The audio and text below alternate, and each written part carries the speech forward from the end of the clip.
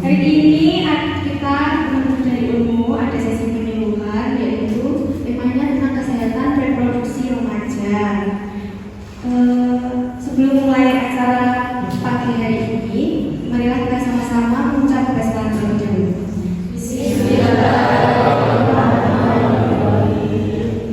Selanjutnya di sini tentunya saya tidak sendiri, ditemani oleh teman-teman yang sangat luar biasa dari UNMU Ponorogo.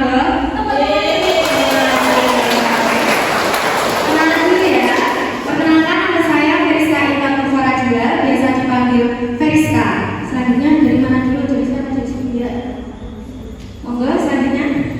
Perkenalkan saya Sabarto Habibah, bisa dipanggil Habibah.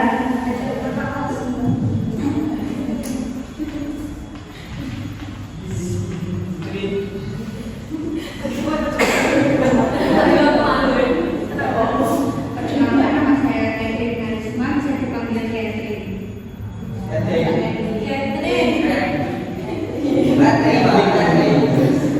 Oke, selanjutnya di sini pada sehat semua.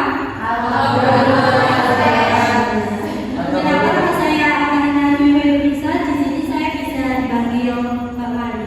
Terima kasih. Perkenalkan, di sini saya Mahardani Destuti, bisa dipanggil Rani. Baik, terima kasih. Perkenalkan, saya Intan Maulidiasi, bisa dipanggil Intan.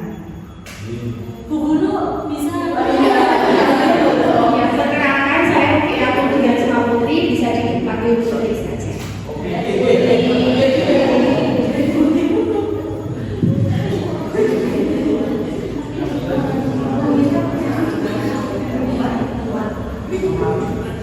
Di sini ada didiknya Bu Putri. Ada siapa? Mana?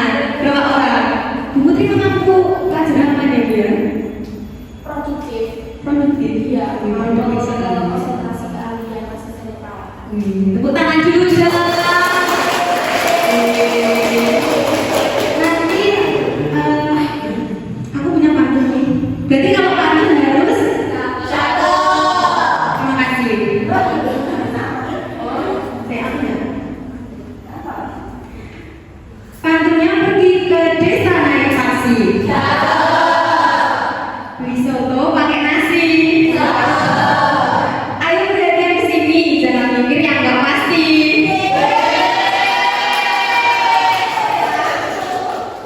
Langsung materi saja ya. Nanti ada diskusi tanya jawab.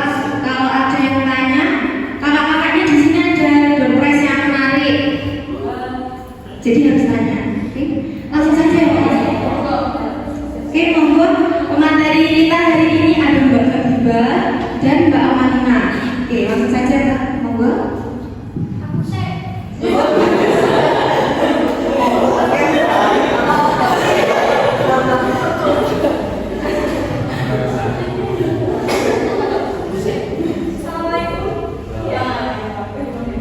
Assalamualaikum warahmatullahi wabarakatuh.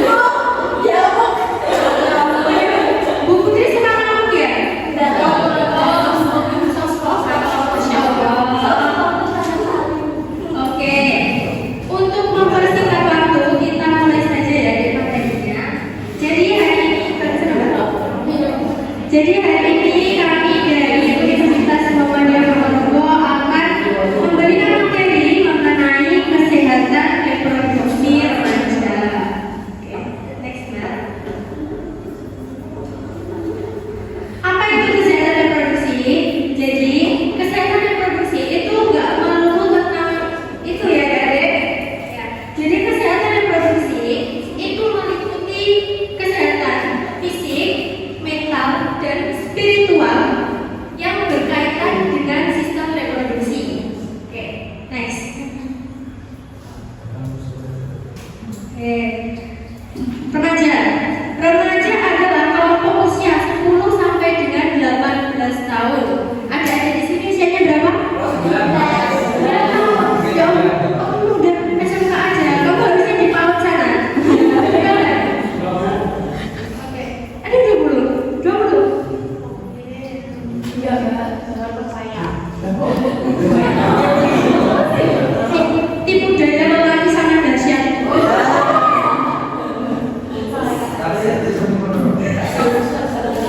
Oke, next.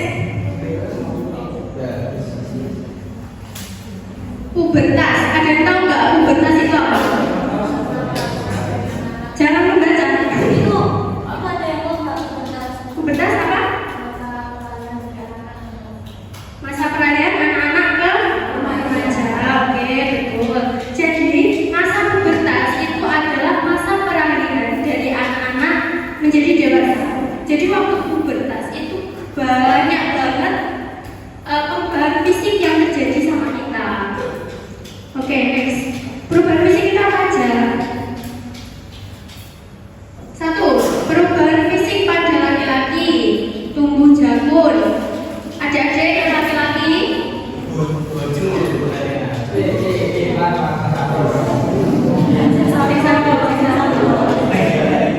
yang laki-laki dulu waktu awal pubertas pasti merasakan, oh ini apa ya, kok ada yang menonjol di tubuh.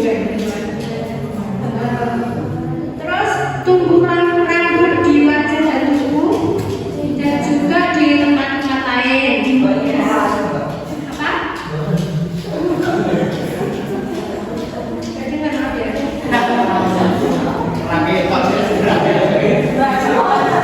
Kemudian suaranya membesar. Coba ya, coba teriak. Apa ini? Ngomong semua ya. Oke. Suara membesar.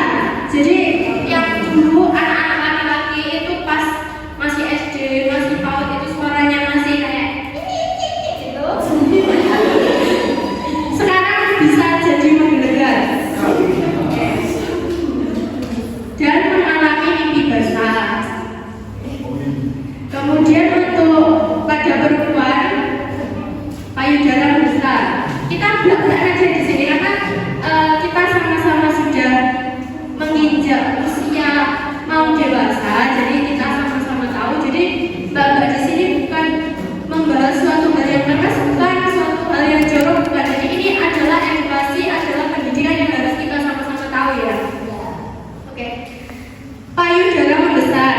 Jadi untuk yang perempuan itu pas awal-awal masuk pubertas itu akan merasakan perbedaan pada bagian itu ya adik-adik. Mungkin pas awal-awal akan ngerasa minder, akan ngerasa kayak aneh kayak gitu, tapi sebenarnya itu nggak apa-apa. Itu normal dan semua akan melewati fase itu. Kemudian menstruasi dan sama seperti laki-laki, tumbuh rambut di kemaluan dan juga ketiak. Kemudian panggungnya juga berubah.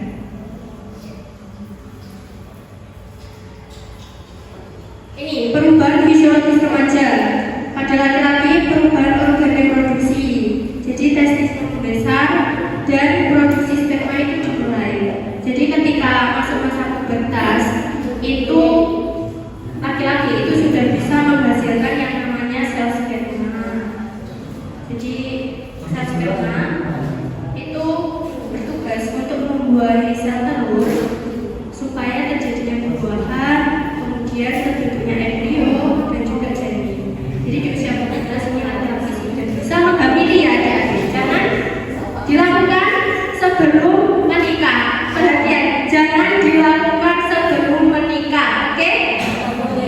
Boleh ya? Ketahuan nggak mendengarkan? Oke, lanjut. Komposisi tubuh. Lebih banyak massa otot dan kekuatan fisik meningkat.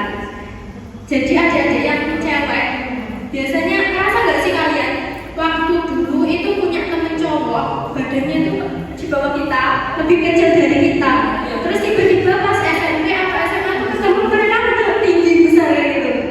Ya, jadi laki-laki pada saat itu mengalami masa pubertas sehingga masa tubuh dan masa ototnya itu meningkat. Kemudian kelenjar minyak dan keringat menjadi lebih aktif, jadi memicu jerawat. Biasanya adik-adik laki-laki maupun perempuan itu yang mulai masuk masa pubertas itu biasanya muncul jerawat-jerawat dan itu bikin minder ya? Minder kan? Itu nggak apa-apa ya, karena jerawat itu adalah suatu hal yang normal. Ya, itu tandanya hormon kita itu mulai bekerja seperti itu. Kemudian perubahan emosi, otak bagian prefrontal berkembang. Jadi pada fase remaja ini biasanya adik-adik, kakak-kakak lebih lebih labil, emosinya lebih nggak beraturan seperti itu. Apalagi kalau perempuan waktu fase menstruasi, premenstruasi itu biasanya kayak pengen marah, malas kayak gitu kan. Oke. Nah cowok-cowok kalau ceweknya lagi menstruasi jangan disuruh minum air hangat ya. Oke, jangan disuruh minum air hangat. Bercanda-bercanda, nggak boleh ya bercanda, jangan pacaran dulu. Kemudian untuk perempuan sama terjadi pemadaman organ reproduksi. Jadi mengarah ke menstruasi itu tadi karena ovarium menghasilkan sel telur. Kemudian lebih banyak jaringan lemak sebagai persiapan fungsi reproduksi. Mungkin dari perempuan payudara itu kan isinya lemak ya. Maaf ya, kita membahas ini secara terang saja. Payudara itu kan sebenarnya hampir keseluruhan itu berisi lemak ya. Jadi ada peningkatan di situ dan juga peningkatan di beberapa bagian tubuh. Yang keempat ini perubahan emosi. Tadi yang saya bilang mood udah berubah. Makanya cewek itu kalau sebelum menstruasi itu biasanya suka ini mulutnya seperti ini kayak gini kan. Dimamuri ya. Nanti kalian yang calon suami tolong dimengerti ya buat istrinya, jangan dimarahin.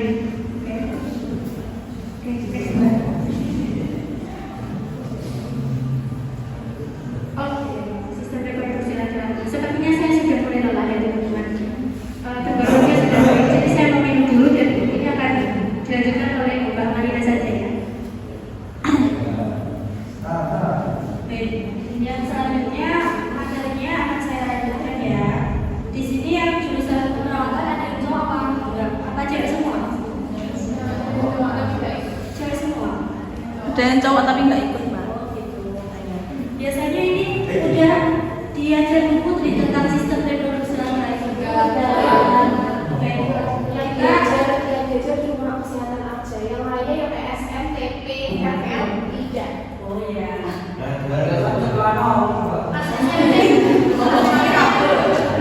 Ya kayak berarti masuk ke mata kuliah IPA atau waktu di SMP itu. Ini kita belajar bareng aja ya. Ini ada sistem reproduksi pada laki-laki. Kelihatan nggak gambarnya? Ya. Itu fungsinya itu menghasilkan sperma serta menyalurkan ke dalam tubuh perempuan. Boleh kayak dijelaskan Mbak Biba tadi.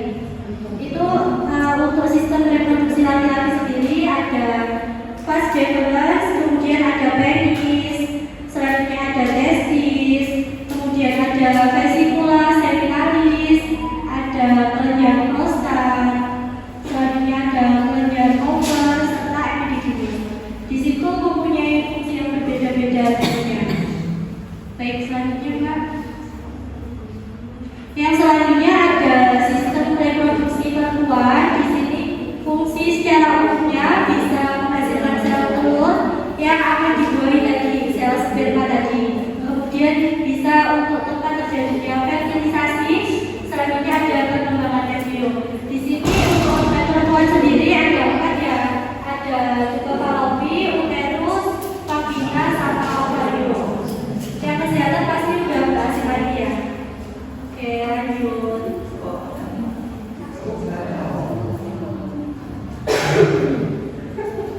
Baik, selanjutnya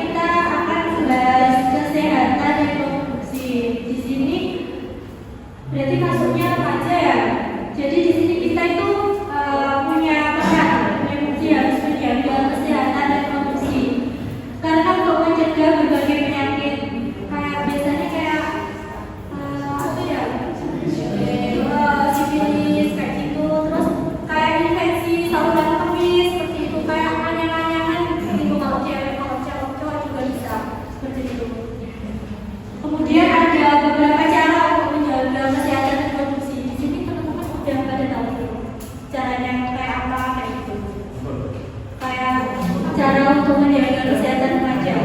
Sudah tahu apa belum? Sudah tahu belum? Oke, lanjutnya.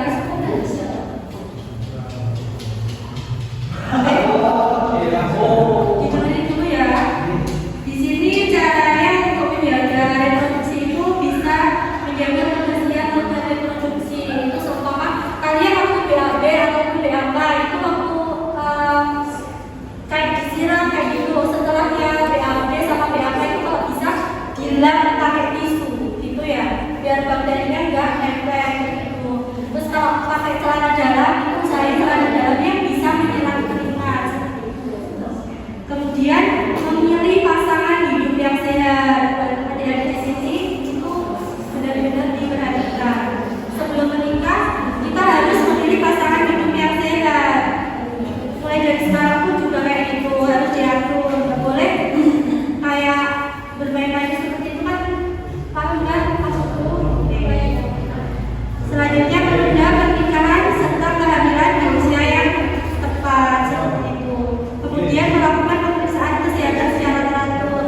Kayak kalau seumpama perempuan ya, kalau ada keluhan seperti menstruasi itu nggak apa-apa, nggak usah takut, jangan sampai langsung datang ke vaskes terdekat kayak bidan seperti itu. Kemudian mencegah penularan penyakit menular seksual atau PMS. Di sini itu tadi nggak boleh kayak seks gini seperti itu nggak boleh. Kemudian selanjutnya ada seks pranikah. Di sini ada hubungan seks ya yang dilakukan remaja sebelum nikah itu tidak boleh. Karena itu bisa mengakibatkan penyakit menular seksual. Kita sebagai remaja itu harus menghindari hubungan seksual sebelum menikah. Jadi nggak boleh. Apalagi cowok-cowok ini.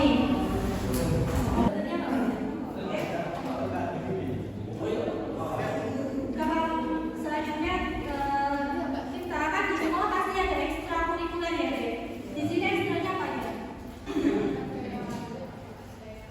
Yang pasti apa ya?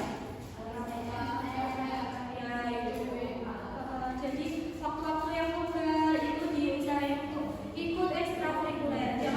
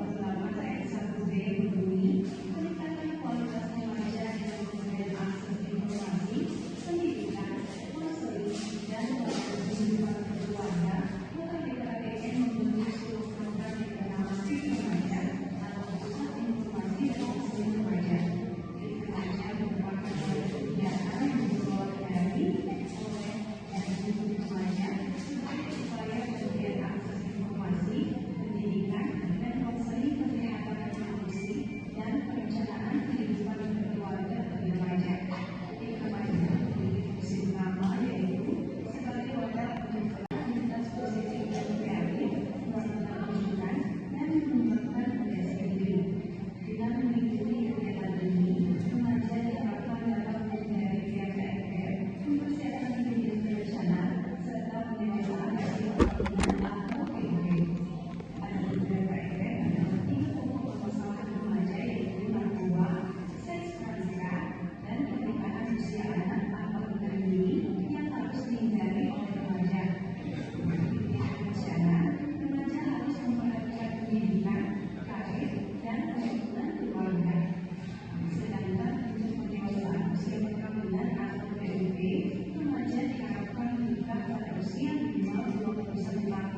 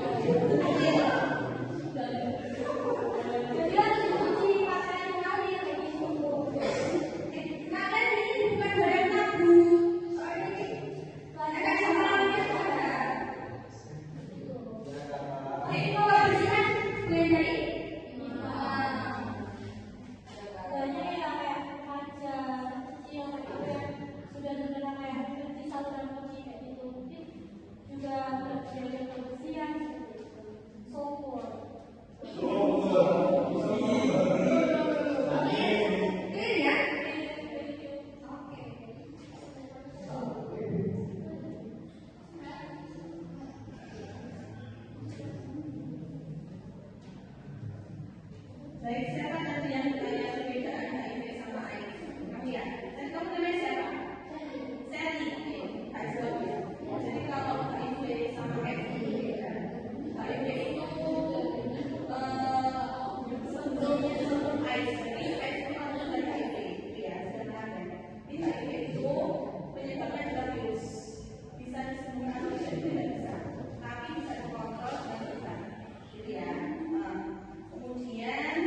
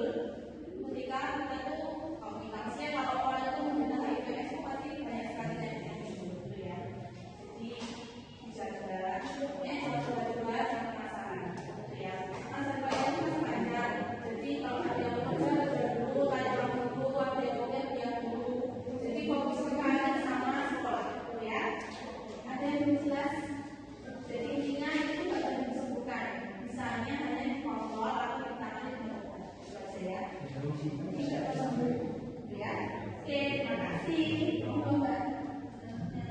Oke, terima kasih. Tadi aku nanya tentang ciri-ciri perempuan infantil, siapa? Kamu ya. Jadi gini ya, infantil itu adalah kondisi di mana perempuan itu tidak bisa hamil dan melahirkan. Jadi sebenarnya infantil itu hanya bisa diketahui dengan pemeriksaan medis. Jadi kita harus ke dokter, harus melihat dari hasil USG, terus juga dari cek-cek laboratorium segala macam kayak gitu ya. Tapi kita bisa mengetahui lebih awal, mengetahui tanda-tandanya lebih awal dari menstruasi kita. Karena hamil itu erat kaitannya dengan siklus menstruasi. Jadi normalnya siklus menstruasi itu adalah 21 hari sampai dengan 32 hari. Jadi di situ mulai misal bulan ini dari tanggal 1 berarti 21 hari lagi berapa? Tanggal berapa itu? 21, 22 berarti harusnya hari tanggal 22. Tapi itu bisa bervariasi setiap orang. Jadi selama rentang siklusnya 21 sampai 32 itu masih tidak akan bersama. Tapi kalau siklus kalian tidak teratur, jadi kadang ada yang lebih cepatnya terlalu cepat atau lebih lambatnya terlalu lambat, dan itu wajib diwaspadai. Itu diperiksakan kalau kayak gitu. Terus juga bisa dilihat dari cairan yang keluar dari kandungan. Kan biasanya kita ada suntikan ya. Kalau nanti yang coba-coba bapak kan digunakan untuk edukasi aja. Kalau nanti punya istri ya, tapi yang coba-coba kalau misalkan kita kan biasanya ada pemutihan kan ya. Nah, pemutihan yang normal itu berwarna putih seperti susu atau bening. Sedikit kemungkinan. Kalau misal ada warna yang keluar itu apa maksudnya seperti warna hijau kayak gitu, ya. Kalau saya pemutihan itu warna hijau itu berarti ada yang salah dengan proses reproduksi kita. Jadi kita harus cek ke dokter atau klinik terdekat kayak gitu ya. Jadi harus diperhatikan banget itu siklusnya sama warna pemutihannya itu tadi. Terus sama satu lagi itu pas waktu menstruasi itu memang pada tadi kita berkontrasi itu sebenarnya memang sakit. Tapi kalau sakitnya berlebihan sampai kita nggak bisa aktivitas, sampai kita kayak ada yang pingsan, ada yang pokoknya sakitnya sakit banget nggak ada tanda kayak gitu. Dan itu juga harus diperiksakan karena itu dicurigai ada kelainan di situ. Jadi dari 3 hal itu tadi, yang pertama siklusnya harus 21 sampai 32 hari. Kalau di luar itu harus diperiksakan sama tingkat sakit kontraksi rahimnya itu berbeda atau tidak, sama yang terakhir karena pemutihan itu tadi. Jadi kalau ada tanda-tanda yang normal, udah langsung periksa aja. Gak usah takut karena untuk mendeteksi lebih dini itu lebih baik daripada nanti kalau wis kadung ada penyakit terus baru diperiksakan itu malah tambah bahaya kan. Kalau kita udah tahu tanda-tanda yang misalnya diperiksakan itu nanti insya Allah kita bisa berjuang untuk waspadanya. Oke? Terus ada yang nanya mas? Boleh nanya? Aku nanya yang siapa ya mas? Oke, mungkin itu aja saya.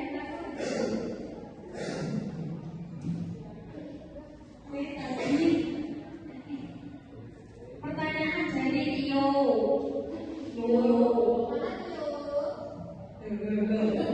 Tadi pertanyaan tentang berkas ya, apa itu berkas?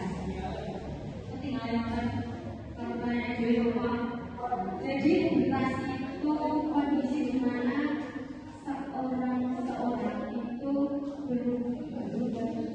berproses dari kecil menjadi dewasa. Setelah itu apa ya?